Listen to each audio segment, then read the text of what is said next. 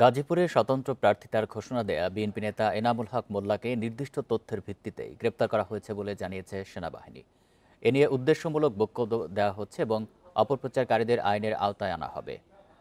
সকালে গাজীপুরের ধান গবেষণা ইনস্টিটিউটে অস্থায়ী সেনা ক্যাম্পে এক সংবাদ সম্মেলনে ১৪ ফিল্ড রেজিমেন্ট আর্টিলারির অধিনায়ক লেফটেন্যান্ট কর্নেল লুৎফর রহমান একথা বলেন। তিনি জানান, গ্রেপ্তার এনামুল তালিকাভুক্ত শীর্ষ সন্ত্রাসী ও বিভিন্ন মামলায় পরোয়ানাভুক্ত আসামি। গোয়েন্দা তথ্যের ভিত্তিতে ৬ সহযোগী সহ তাকে গ্রেপ্তার করা হয়েছে।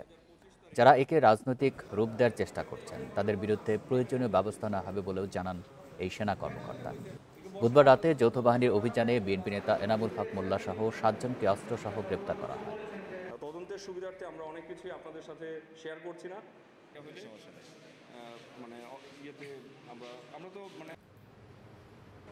একটি মহল এনামুল হক মোল্লার গ্রেফতারের বিষয়টিকে রাজনৈতিক রূপ দেওয়া সহ উদ্দেশ্য প্রণোদিতভাবে ভিন্ন খাতে প্রবাহিত করার চেষ্টা চলমান রেখেছে।